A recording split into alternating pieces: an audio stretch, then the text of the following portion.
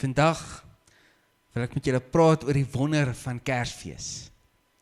Hoe awesome is 'n Engelse woord, ek weet almal hou nie daarvan nie, maar dis awesome, hoe groot die Here is, en die goed wat hy in plek gesit het, dat ons kan sien, Jesus is werklik die Messias. Nou kom ons praat net gou hier eers oor, ek het so voetnota gemaak, Kersfees is vanuit Kerst, dit is 'n Middel-Nederlandse naam vir Christus, en dit beteken dan natuurlik letterlik Christusfees. So as ons praat van Kersfees, dan praat ons van die Christusfees. Ons vier die geboorte van ons Here Jesus Christus. Nou ek het vir die kinders ietsie ingesit, ek het 'n paar videoklips ingesit. Ons gaan vandag kyk na net 9 profesieë, van die oudste tot waar Jesus gebore is, en dan net so 2 jaar na dit. Dan gaan ons kyk na 9 profesieë wat vervul is. En in totaal is daar 300 profesieë oor Jesus in die Ou Testament wat vervul is. En die kanse dat dit sou gebeur, hoe gering dit eintlik is, en die volheid van wat God eintlik gedoen het. Maar voordat ons begin, kom ons kyk net eers hierdie kort videoklip oor Kersfees en Jesus se geboorte, en laat die kind maar in jou wakker word, en geniet julle dit saam.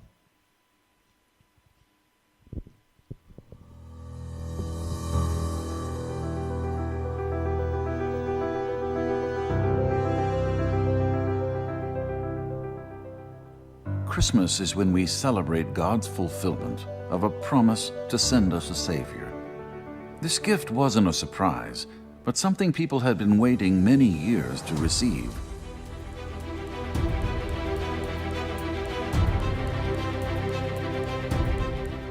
The promise of Christmas began with a man named Abraham. God promised Abraham that he would have a descendant, and that this descendant would be a blessing to all the nations. When the Apostle Matthew wrote the story of Jesus' life, he said that Jesus was the son of Abraham.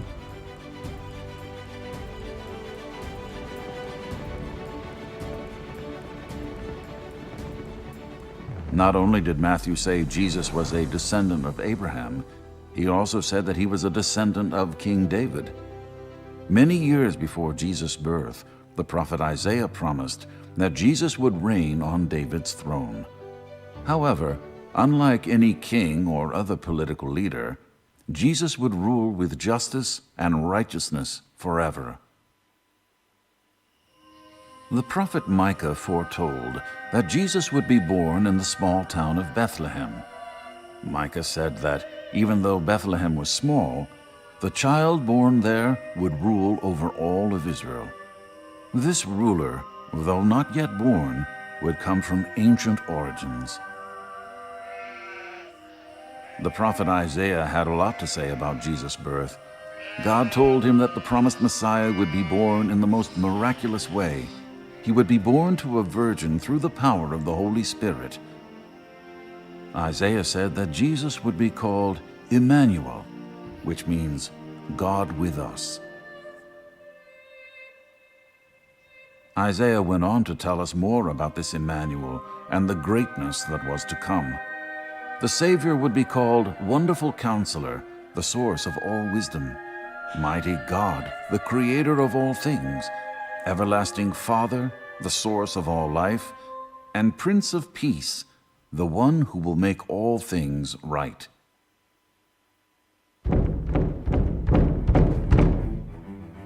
Unfortunately, not all the prophets had good news about how the Savior's life would play out. Some people would reject him. The prophet Jeremiah said that Jesus' life would be in danger when he was born. And the prophet Hosea said that Jesus and his family would have to flee to Egypt for a time to escape the murderous plots against him. Jesus' birth and life fulfilled all of these prophecies, as well as the most incredible one of all. The prophet Isaiah said that Jesus would be a servant who would suffer for the sins of the world. He would give his life so that anyone who believes in him could be saved from sin. At Christmas, we celebrate the promised gift of salvation given to us by God through the sacrifice of His Son, Jesus Christ.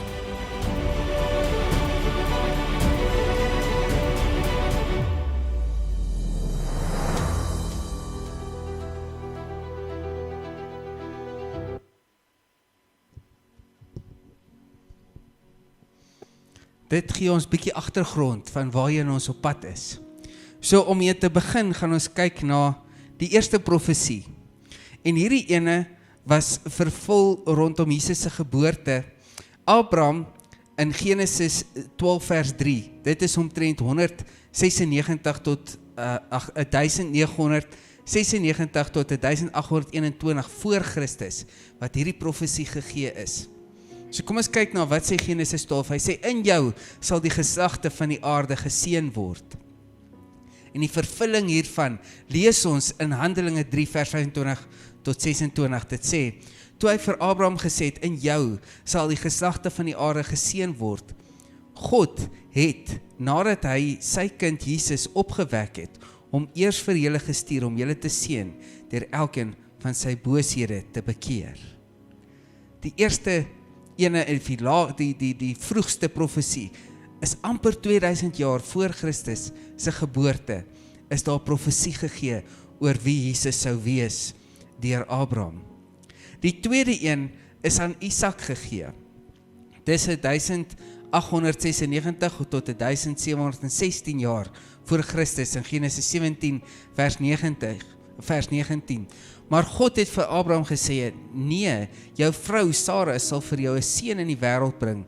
Jy moet hom Isak noem.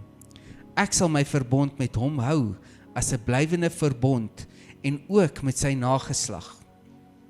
Hier in Romeine 9 vers 7 lees ons, nie almal wat nakomelinge van Abraham is werklik kinders van Abraham nie. Inteendeel, die belofte was, uit Isak sal daar vir jou 'n nageslag kom. As mens al hierdie goeders gaan bymekaar sit, gaan mens sien hoe dat God se plan met Abraham, Isak en Jakob regdeur, het hy dieselfde belofte gehad, deur jou nageslag sal al die nasies van die aarde geseënd wees. Kom ons gaan dan nog ene verder. Genesis 28 vers 14, dis 1836 tot 1689 jaar voor Christus. Lees die belofte so. Hulle sal so baie wees soos die stof van die aarde, en jy sal jou gebied na elke kant toe uitbrei. En in jou en jou nageslag sal al die volke van die aarde geseën wees. En Lukas 3 vers 34 is die vervulling. Seun van Jakob, seun van Isak, seun van Abraham. Dit is die nageslag van Jesus. Hy kom uit Abraham uit. Hy is uit die nageslag van Isak en hy is uit die nageslag van Jakob. Maar dit stop nie daar nie. Soos hulle op daai televisieprogramme sê, there is more. Daar's nog meer. Die koningheerskappy sal in Juda bly. Hier lees ons in Genesis 49 vers 10. Daar sal altyd 'n koning in jou nageslag wees. Hy sal regeer totdat Silo kom. Baie volke sal gehoorsaam wees aan hom. Dan lees ons weer in Lukas 3 vers 33 tot 34. Die seun van Aminadab, die seun van Ram, die seun van Herson, die seun van Peres, die seun van Juda, die seun van Jakob, die seun van Isak. So kom hy van Abraham tot by Juda. Kom ons kyk verder.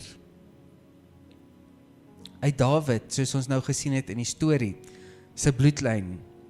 Samuel 7 vers 12 tot 13. Wanneer jy te sterwe kom, en jy by jou voorvaders rus, sal ek een van jou nageslag, jou eie seun, koning maak, en aan hom 'n bestendige koningskap gee.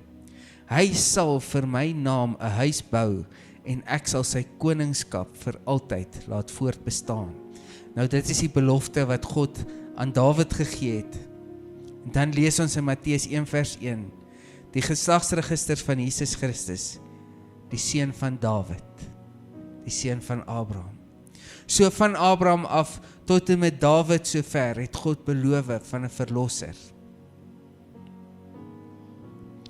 En dan die 6de profesie wat ons na gaan kyk, is Jesaja 7 vers 14, dis so 701 tot 681 jaar voor Christus, profeteer Jesaja. Daarom sal die Here self aan julle 'n teken gee.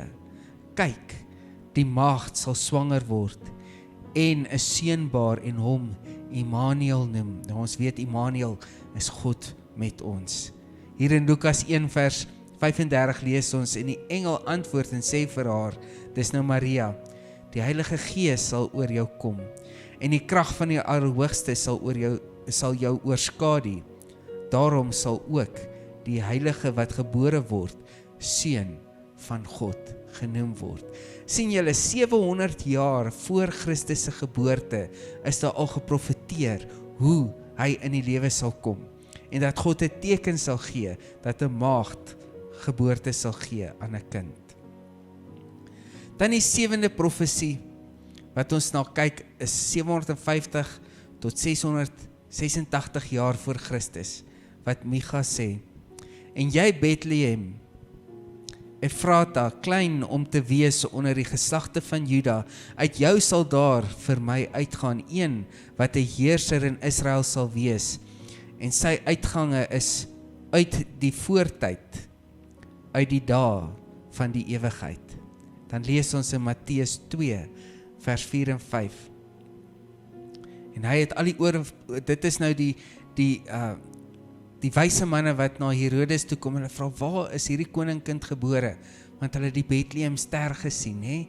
En hulle vra, en Herodes sê toe, en hy laat al die owerpriesters en die skrifgeleerders van die volk by mekaar laat kom, en by hulle navraag gedoen, waar die Christus gebore sou word, en hulle het vir hom gesê, te Bethlehem in Juda, want so is daar deur die profete geskrywe. 750 jaar voor Christus is daar al gesê dat die Christuskind, die Messias, gaan uit Bethlehem gebore word. Nou, ek weet nie of julle weet nie, die 21ste Desember kon ons weer 'n keer, die eerste keer in 800 jaar, die Bethlehem ster sien. Dis wanneer Jupiter en Saturnus in lyn kom. Nou, dit hang af waar jy in die wêreld is, waar jy dit gaan sien, maar hierdie spesifieke videoklip wat ek julle gaan wys, het gebeur in Chili. Kom ons kyk net hoe lyk dit. Ons kon dit nou nie sien want het was bewolk. Ons wou graag dit gaan besigtig, maar dit was nou nie vir ons beskore nie, omdat dit so bewolk was. Goed, kom ons kyk gou hierso, dit is baie interessant. Kyk gerus.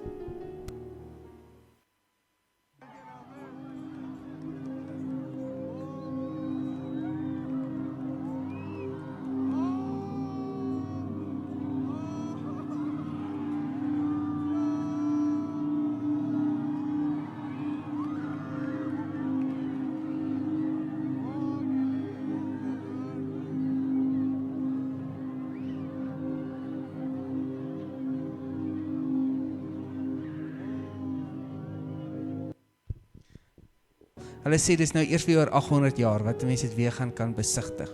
Is dit nie ongelooflik hoe dat die Here die sonnestelsels en die profete en almal so gestel het dat 'n mens kon sien hoe dat die Messias gebore gaan word nie. Kom ons kyk na nommer 8. Dis 650 tot 570 jaar voor Christus wat hierdie profesie deur Jeremia gegee is.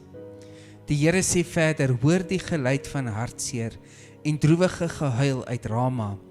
Dit is Rachel wat huil oor haar kinders. Sy laat niemand toe om haar te troos nie, want haar kinders is dood. Dit het in vervulling gekom in Matteus 2 vers 16 tot 17. Toe Herodes agterkom dat die sterrekundiges hom uitoorlê het, was hy siedend en van woede.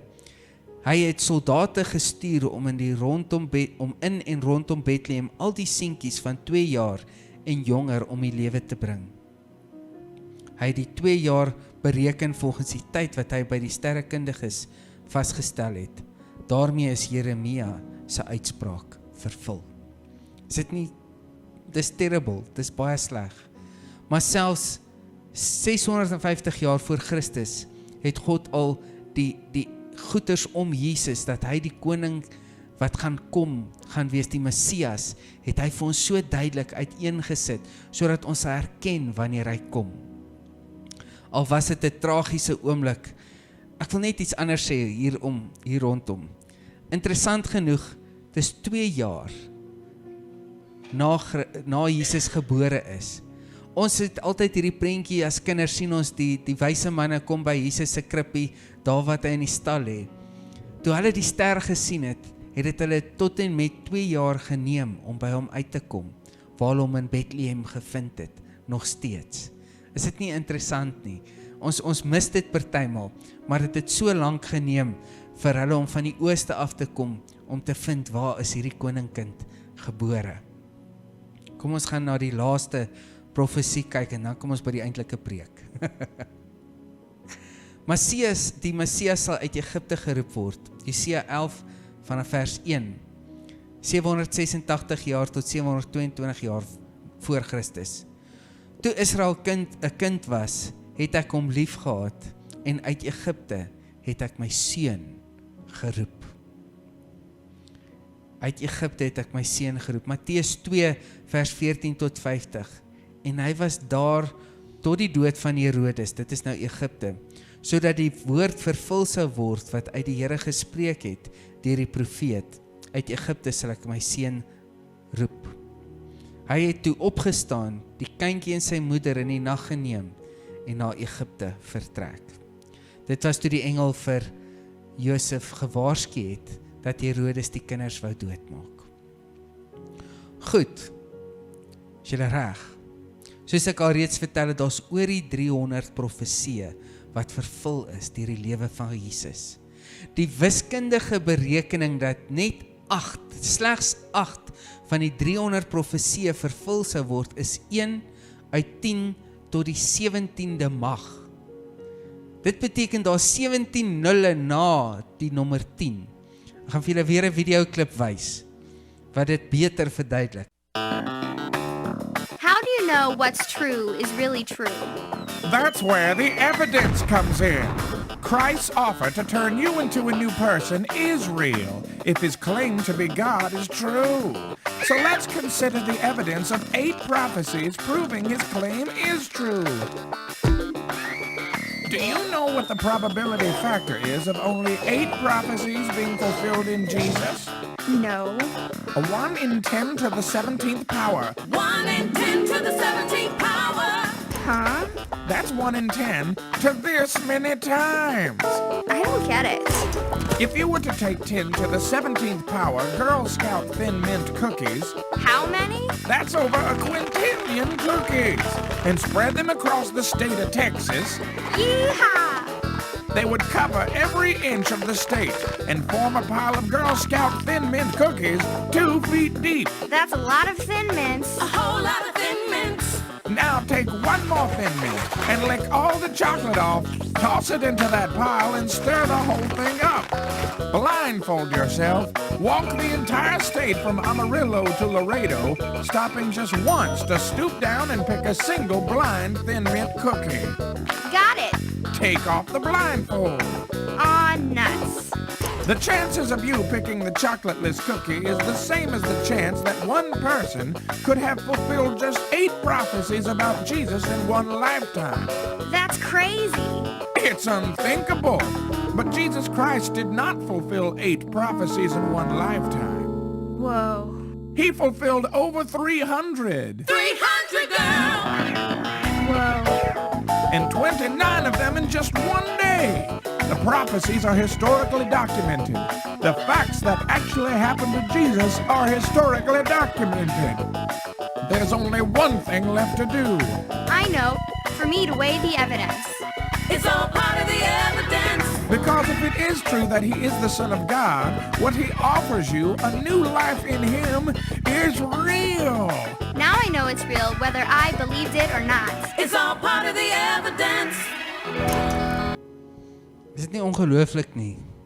Dat een chocolate chip cookie wat jy al die chocolates uithaal en gooi in die hele stad van die streek van Texas, wat noem mense dit? Die staat van Texas. En jy loop reg rondom en jy tel een op terwyl jy geblinddoek is die kans dat Jesus slegs 8 van oor 300 profeseë vervul het. Dat dit nie 'n mens se geloof groei in hierdie, dat hy is nie meer 'n kindjie nie, maar die feit dat ons sy geboorte vier vandag, is vir ons so wonderbaar, dat slegs die kind gebore is, en met sy geboorte het ons klaar gekyk na 9 profeseë. Is dit nie ongelooflik hoe ons geloof kan versterk word, net deur daai wiskundige berekening, hoe onmoontlik het was, dat hy slegs 8 sou vervul het nie. Ons kan dus met verwagting vertrou, dat Jesus gaan weerkom. So ons het nie net 'n huidige hoop vir nuwe lewe, en ons geloof is nie verniet nie, ons het 'n toekomstige hoop, dat as al die profeseë oor Jesus se geboorte vervul is, hoeveel te meer nie weer sy wederkoms nie. Ons vier vandag Jesus se geboorte, maar ek sien uit na die dag wat ons sy wederkoms gaan vier. Daar is net soos met sy geboorte 'n hele klomp profeseë wat moet vervul word, en daar's baie mense wat kyk na al hierdie profeseë, watter ene word nou al vervul, wanneer kom Jesus weer terug? Lukas 12:21 vers 25 tot 30, Matteus 24 vers 36 tot 44, en ons kan aan gaan oor al die profeseë wat daar nog is oor Jesus se tweede koms. Kom ons kyk verder. Nou begin ons uitkyk na die dag wanneer hy weer kom. Ons vier sy geboorte, maar ons vier dit met afwagting vir wanneer hy weer kom. In sy eerste koms was hy 'n baba in 'n krib. Ek hou van daai prentjie van Jesus, the first king size bed, is 'n krippie met strooie in dit. Ons onthou vir Jesus in 'n krippie, maar wanneer hy weer gaan kom, gaan hy koning en regter wees. Soos ek sê, ons vier vandag Immanuel, God met ons, en deur sy gees is hy met ons, vier ons sy verjaarsdag. Maar so staan ons vandag in afwagting oor die vervulling van al die profeseë, totdat hy weer kom. Kom ons kyk weer eens 'n videoklip, wat ons opgewonde gaan maak oor sy wederkoms, dat dit nie net gaan vandag oor die baba Jesus wat gebore is, die Jesus wat groot geword het, wat dood is aan die kruis, wat opgestaan het, en wat vandag aan God die Vader sy regterhand sit nie, dat hy vir ons nuwe lewe bied nie, maar dat hy vir ons sy ewige lewe bied. Kom ons kyk saam na hierdie video.